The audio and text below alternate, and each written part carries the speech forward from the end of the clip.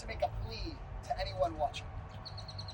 Set your politics aside for a second and think of your kid being 18 years old, sitting in a jail cell for no reason, denied his ability to graduate, ripped away from his family and his friends and his community.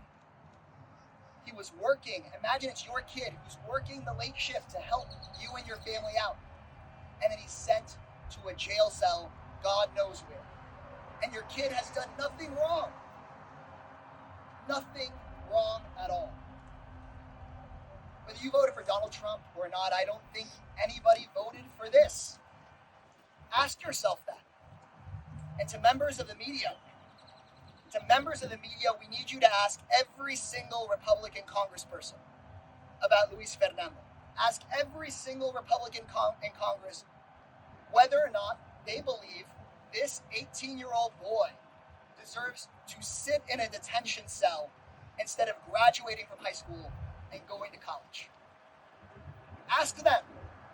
Ask your family members, ask your friends, and ask your elected officials whether they believe that Luis Fernando should sit in a detention cell.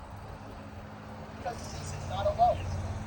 Luis Fernando is a high school senior who has been detained for doing nothing wrong. But there's also a 10-year-old Texan recovering from brain cancer who was arrested and deported and isn't being allowed to come back to Texas to her doctors.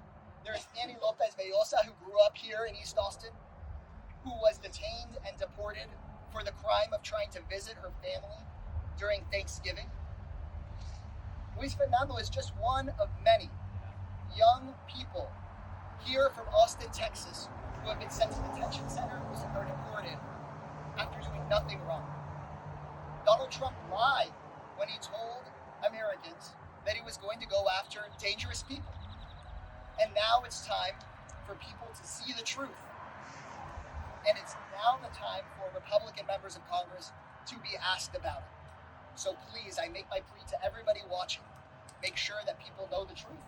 Make sure people are asked about it. And we are going to keep on fighting until Fernando is able to come home and graduate. Thank you all very much.